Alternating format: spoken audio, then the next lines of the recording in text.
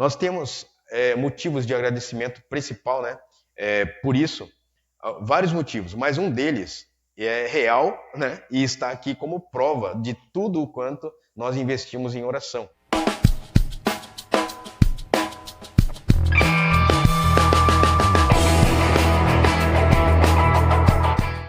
Que nós, se não me engano, no dia 14 de julho, houve um pedido de oração aqui urgente, né? Um pedido para que nós pudéssemos orar e interceder pela vida, pela saúde física do Leandro, que tinha se acidentado de moto, né? Lá em Garopaba, e nós aqui não podíamos estar lá, né? Mas o motivo de oração foi colocado no altar. Deus ouviu a oração. E, gente, faz quanto tempo atrás? Dia 11, né? Dia 14 que foi isso. Dia 11, isso mesmo, dia 11. Foi num sábado, né? E na dia 14 que nós oramos, exatamente. Gente, 4 meses. 4 meses. Isso para, né? Algo assim que os médicos e tudo, enfim, falaram algumas perspectivas, mas eu gostaria de deixar que ele diga, que ele fale isso ao vivo aqui entre nós. Então eu gostaria de chamá-lo aqui, tem um microfone ali sem fio, e eu gostaria que ele mesmo pudesse falar sobre isso, né? E nós juntos, gente, glorificar a Deus por esse grande motivo, por esse especial motivo, né? Vem até aqui, meu irmão, e fique à vontade. A palavra é sua.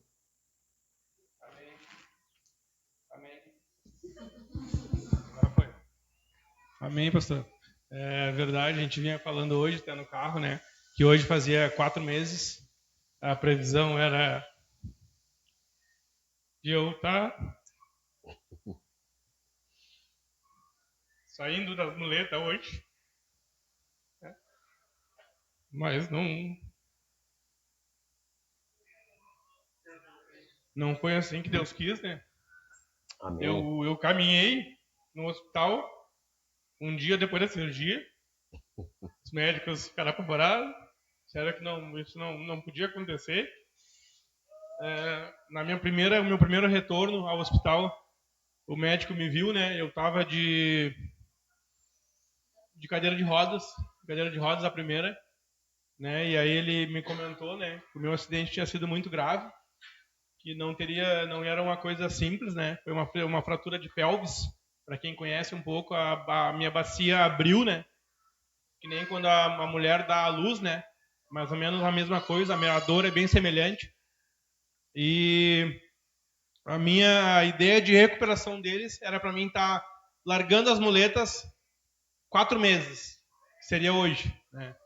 E eu larguei a muleta com mais aproximadamente 40 dias, 45 dias, né? E aí quando eu fui na minha penúltima consulta, eu tive uma consulta agora segunda-feira, foi a última, né? Ele me deu alta, eu estou liberado já para fazer todas as atividades. Amém. E quando eu fui na penúltima, o médico me falou, né? Eu peguei um especialista que era do meu caso e ele disse, cara, não tem explicação, é só por Deus. Essa palavra foi dele, não foi minha. Ele disse, é só por Deus, não tem explicação. Eu trato casos que nem o teu há muitos anos, eu nunca vi ninguém se recuperar assim. Ele disse, tu era para caminhar com 4 meses, né? E começar a trabalhar, fazer qualquer tipo de atividade a partir de março. Nossa. Eu já estou trabalhando há 30 dias, né? Normal. Amém. Graças a Deus, pela glória de Deus, né? Eu creio que nem o pastor falou, né? Os anjos estavam comigo desde o dia 11 do meu acidente, né? Amém. Lá em Garopaba, a ambulância socorre em 5 minutos. É uma cidade muito pequena, né? A minha demorou 1h10. Nossa. E eu tive uma hemorragia interna, não aconteceu nada porque ela demorou 1h10. Então, né? Deus é especial. Deus não permite que não aconteça nada que não for da vontade dele. Amém. E eu creio nisso. Aleluia. Amém. Em nome de Jesus. Glória a Deus. Amém. Amém, irmãos. Nossa. É um grande motivo, gente. A gente fica de boca aberta, né? Muitas coisas Deus realiza quando a gente crê, quando a gente confia no Senhor. E por isso que nós não podemos nos desesperar pelas circunstâncias que acontecem, que ocorrem. Num primeiro momento é tudo desesperador, realmente parece que o chão se abre, né? Mas quando nós confiamos em Deus, o Senhor trabalha em favor daqueles que esperam nele. Isso é prova, né? Há 4 meses atrás nós estávamos aqui orando e lançando ao céu o motivo específico para que o Senhor trouxesse conforto no momento, para que o Senhor trouxesse o seu amparo naquele momento. E um tempo em que nós não imaginamos, Deus faz as coisas, né? Então, louvado seja o nome do Senhor. Tchê, é um privilégio poder tê-lo aqui e ouvi-lo, né? Audivelmente, visivelmente aqui, pelo fato de ter acontecido. E quem viu o acidente, tchê, iria realmente ficar, não duvidaria, né? Será que é o Leandro mesmo que está aqui na frente, né?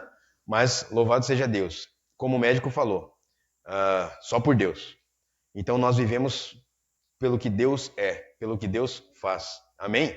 E isso é muito proveitoso e é muito gratificante poder ouvir esse testemunho. Guarde isso. Não esqueça que o Senhor, Ele tem trabalhado em favor de você. Não esqueça que o Senhor é Deus. E nesse tempo em que nós vivemos hoje, mais do que nunca precisamos nos apegar a Ele pelo que Ele é, de verdade. Ele é eterno, Ele é precioso, Ele é grandioso, Ele é majestoso, Ele é sublime, Ele é alto, né? Ele é santo e Ele opera o que nós não podemos operar. Amém? Por isso que quando nós oramos, nós temos que realmente depositar nossa fé, porque Ele trabalha com a nossa fé. Eu gostaria que você rapidamente abrisse a sua Bíblia e nós vamos falar sobre isso e também refletir em algo que eu e você precisamos refletir. É rápido, mas precisamos pensar sobre isso. Marcos capítulo 14, versos de 32 a 42. Capítulo 14 de Marcos, 32 a 42. Amém? Todos acharam? Na minha Bíblia, na minha versão, está assim. Então foram para um lugar chamado Getsêmani, e Jesus disse aos seus discípulos: sentem-se aqui enquanto vou orar. Levou consigo Pedro, Tiago e João, e começou a ficar aflito e angustiado. E lhes disse: a minha alma está profundamente triste, numa tristeza mortal. Fiquem aqui e vigiem. Indo um pouco mais adiante, prostrou-se e orava para que, se possível, fosse afastada dele aquela hora. E dizia: Abba, Pai, tudo te é possível. Afasta de mim este cálice, contudo não seja o que eu quero, mas sim o que tu queres. Então voltou aos seus discípulos e os encontrou dormindo. Simão disse ele a Pedro: você está dormindo. Não pode vigiar nem por 1 hora. Vigiem e orem para que não caiam em tentação. O espírito está pronto, mas a carne é fraca. Mais uma vez, ele se afastou e orou, repetindo as mesmas palavras. Quando voltou, de novo os encontrou dormindo, porque seus olhos estavam pesados. Eles não sabiam o que lhe dizer. Voltando pela 3ª vez, ele lhes disse: vocês ainda dormem e descansam? Basta, chegou a hora. Eis que o Filho do Homem está sendo entregue nas mãos dos pecadores. Levantem-se e vamos. Aí vem aquele que me trai. Queridos, aqui nós temos muito assunto, muita coisa, mas eu gostaria de focar em pelo menos um que é geral, algo que nós precisamos pensar. Olhando para os capítulos de 14 a 16 do Evangelho de Marcos, nós vemos acontecimentos na vida de Jesus que ele mesmo já esperava, que ele mesmo já estava vendo. Ele era profeta, ele era Deus, mas ele vivia como homem. Então ele esperava que acontecesse as coisas. E ele também desejava que os discípulos acompanhassem ele pelo que ele estava esperando. Ele esperava que os discípulos tivessem alinhados a ele, esperava que os discípulos entendessem o que estava acontecendo. E acontecimentos antes da crucificação, ou o período em que estava acontecendo até a crucificação, foram vários, para não dizer sucessivos episódios de negação dos seus discípulos, dos seus próximos, dos seus seguidores por Jesus. Muitos se evadiram, muitos abandonaram, desistiram de andar com Jesus, de seguir Jesus, negaram Jesus, inclusive os que eram de mais perto, mais próximo dele. Ele foi reconhecido por alguns, mas negado pela maioria. Ele foi reconhecido por alguns como aquela mulher que derramou o nardo, né? Aquele perfume sobre seus pés, e ele disse, ela está fazendo algo que está escrito, ela está me preparando para a morte. E eles não entenderam, mesmo assim, porque ficaram ligados ao custo, ao valor daquele perfume.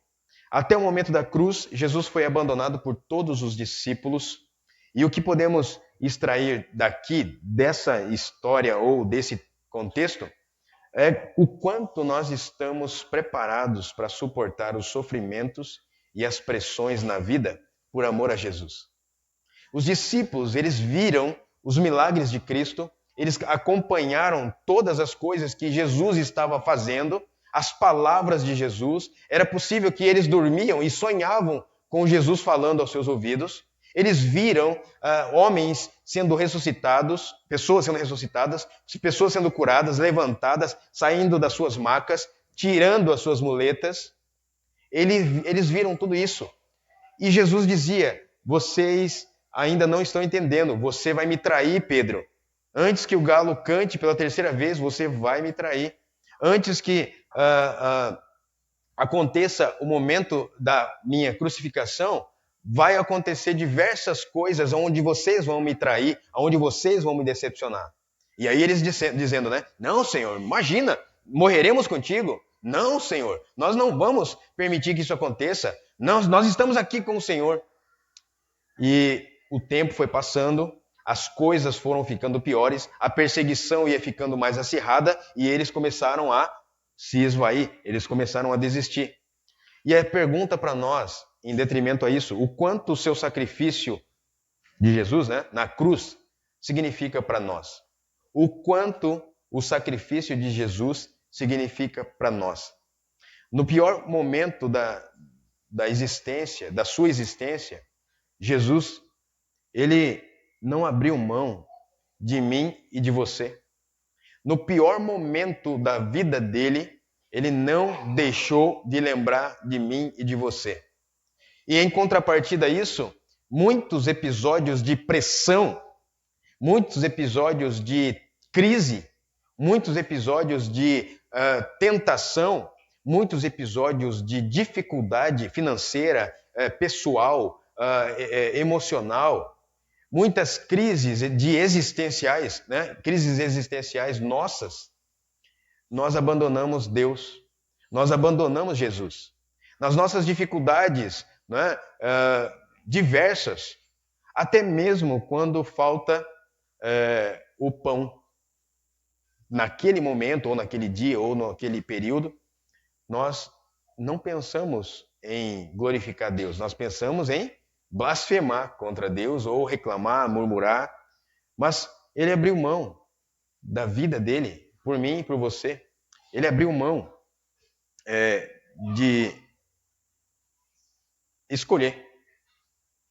Ele não escolheu viver para que eu e você estivéssemos aqui hoje.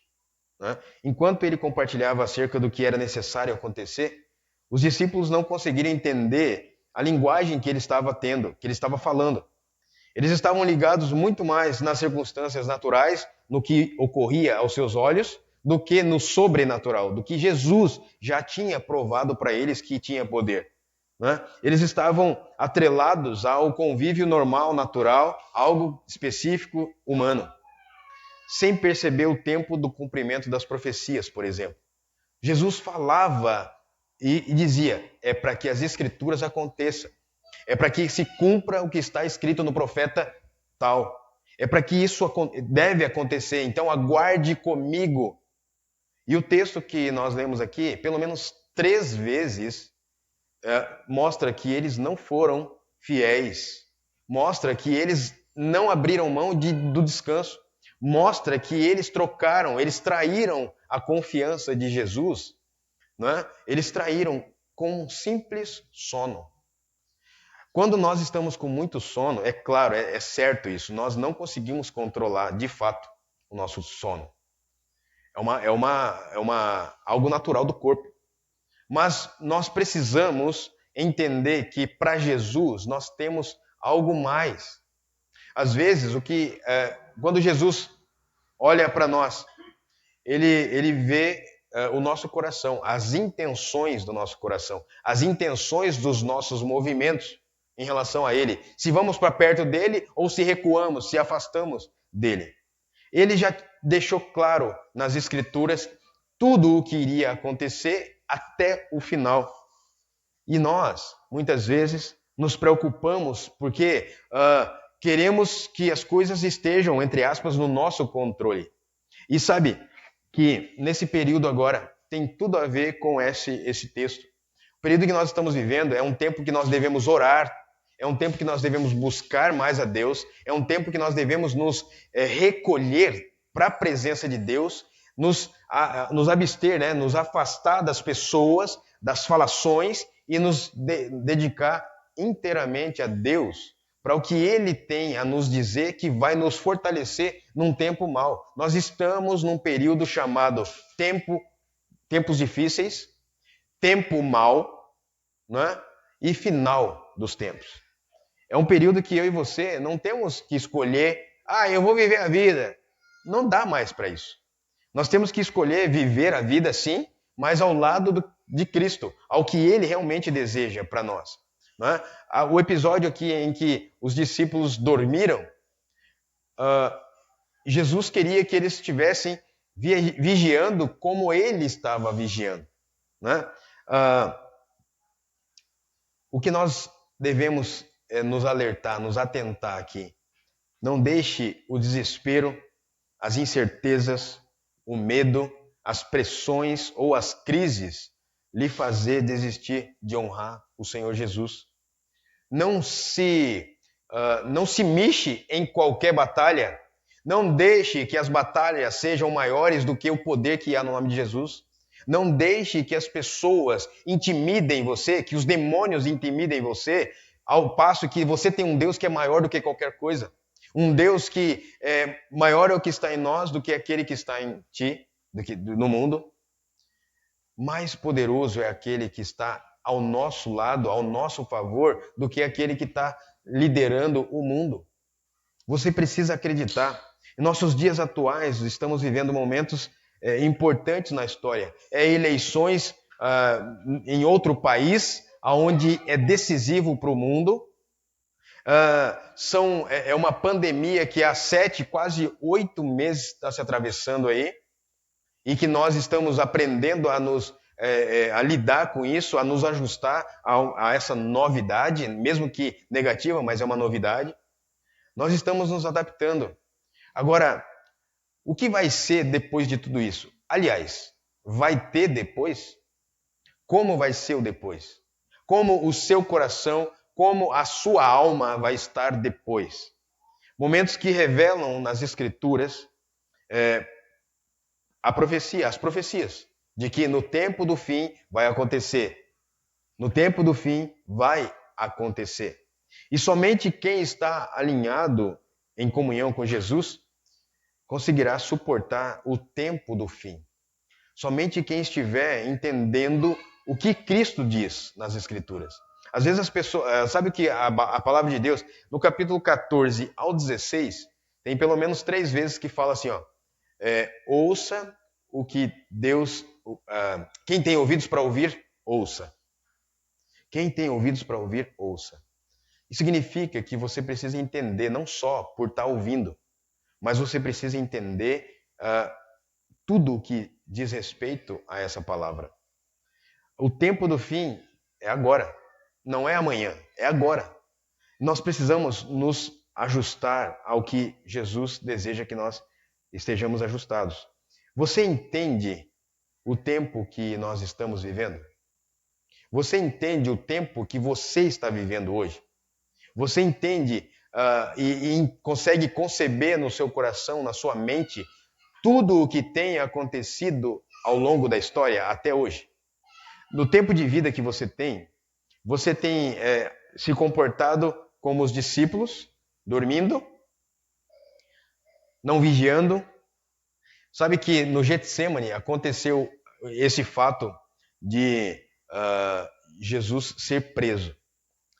Só que Jesus foi preso orando. Ele buscava a Deus aonde? No monte. E qual monte? Getsêmani.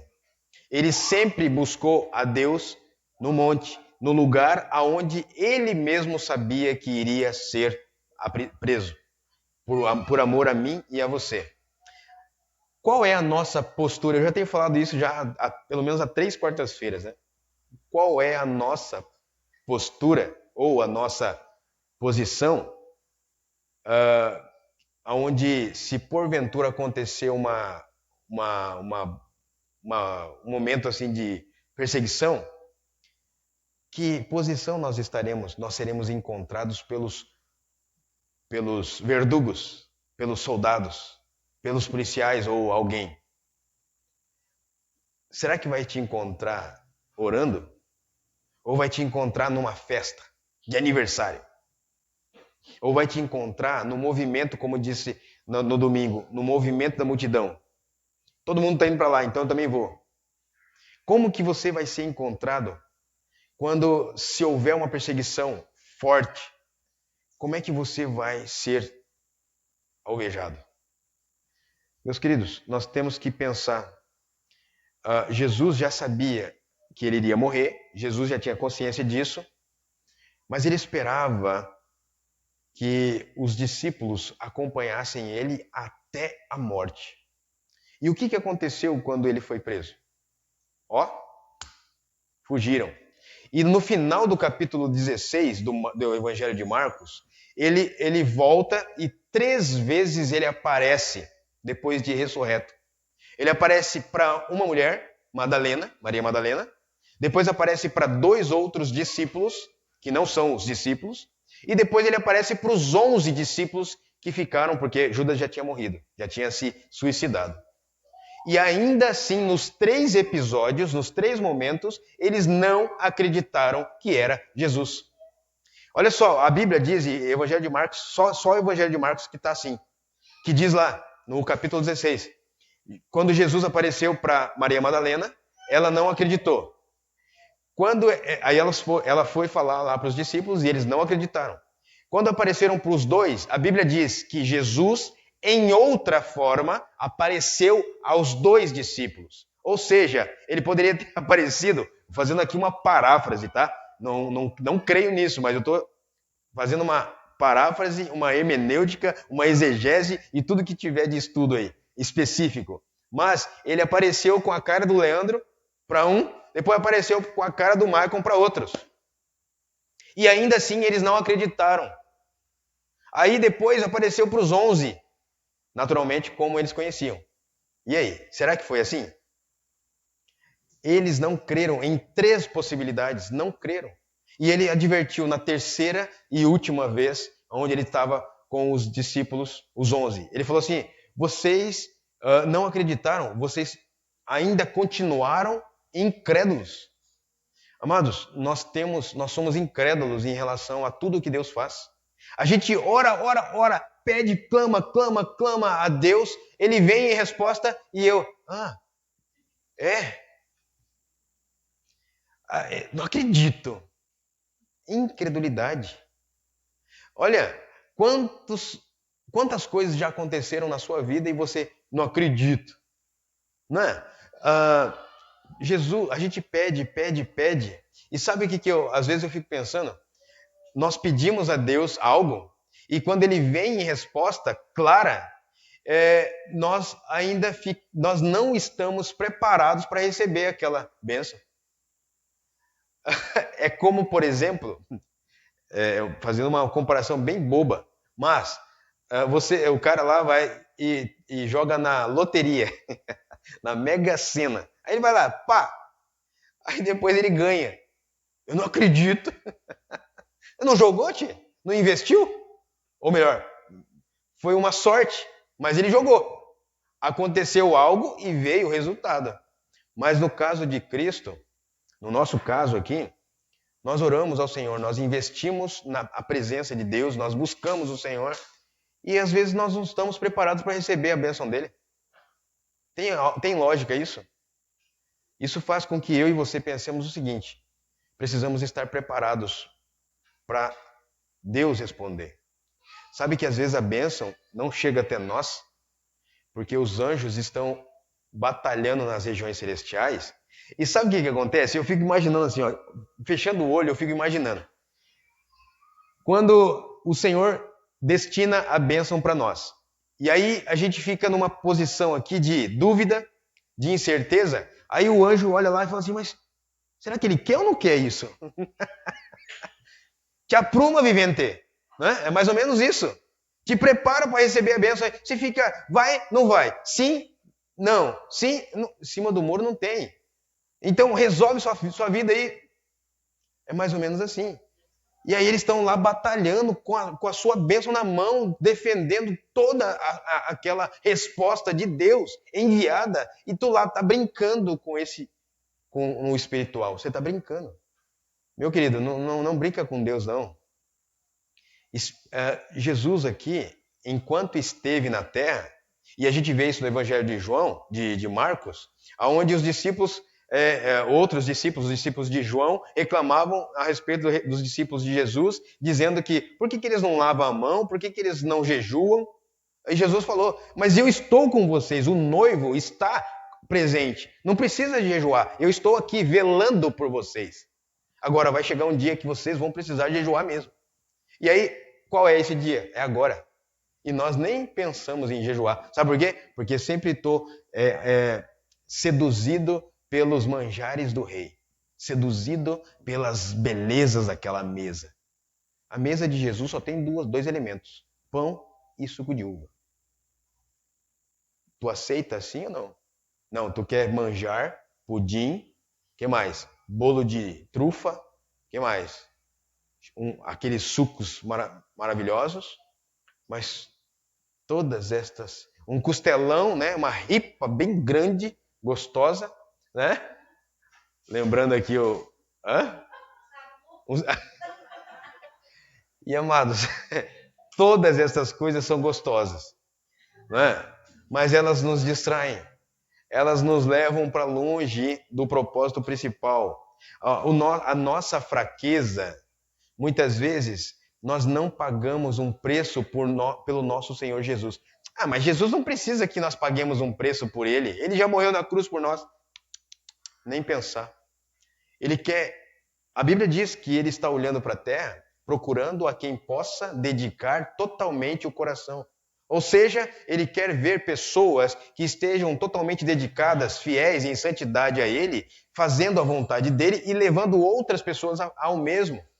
Jesus aqui, ele desejava que tivesse homens naquele tempo fortes que pudessem segurar as pontas, segurar os braços dele, orando, sustentá-lo lá naquele momento de dificuldade, para que eles pudessem também experimentar a vitória sobre essas coisas. Mas aí você vê diversos episódios e a negação, ou seja, em todo o Evangelho, ou pelo menos de 14 a 16 do Evangelho de Marcos, você vê os episódios que ele foi ungido lá no capítulo 14. Só que ele foi ungido para ser testado. Ele foi ungido para ser crucificado. Ele foi ungido para ser martirizado. Ele foi ungido para ser prejudicado. Ele foi ungido para levar as cargas minhas e suas. Ele foi ungido para receber uma carga de maldição sobre a sua vida. Ele foi ungido para passar por todo tipo de prova, até morte. E às vezes nós queremos ser ungidos para quê? Para ganhar dinheiro. Seremos ungidos para que Deus faça a minha vontade. Ser ungido para viver uma vida boa. Ser ungido para não ter problemas. Ser ungido para não ter doença. Nós muitas vezes chamamos Jesus para abençoar o que eu quero. Nós não convidamos Jesus para caminhar conosco. Isso tem a ver com oração, tem a ver com uma vida de dedicação ao Senhor, tem a ver com uma vida de vigilância. E esse texto aqui mostra que Jesus, embora estivesse sofrendo, como diz lá no primeiro texto, versículo que nós lemos, ele, logo lá um pouco mais adiante, ele disse: não seja feita a minha vontade, mas a tua, Senhor. Se não puderes passar de mim esse cálice, pois bem, que a tua vontade seja feita. Quantos de nós falamos isso para Deus? Quantos de nós deixamos para que Deus faça a vontade dele na nossa vida? Quantos de nós esperamos somente por ele e deixemos as coisas acontecerem? Que você, em nome de Jesus, entenda que a sua vida precisa ser mais alinhada com Deus, mais alinhada com Jesus, o Senhor. Que significado, quanto o sacrifício na cruz significa para você? Quanto? O quanto a existência de Jesus significa na sua vida? Jesus abriu mão, como eu disse, ele morreu na cruz, ele não abriu mão de mim e de você. O que você tem aberto mão por Jesus? Ele nos amou para que nós pudéssemos multiplicar o seu amor, para que nós pudéssemos amar mais, para que nós pudéssemos repartir esse amor com as pessoas. E ele deseja ver isso na sua vida. Nós vimos aqui um testemunho, ouvimos um testemunho que é fruto de oração, fruto do que nós acreditamos. Cremos em Cristo, cremos no Espírito, no poder do Espírito Santo, cremos que Deus está acima de todas as nossas circunstâncias, as nossas vidas. E nós devemos continuar e permanecer e prevalecer nisso. Amém? Amém. Feche os seus olhos então, em nome de Jesus.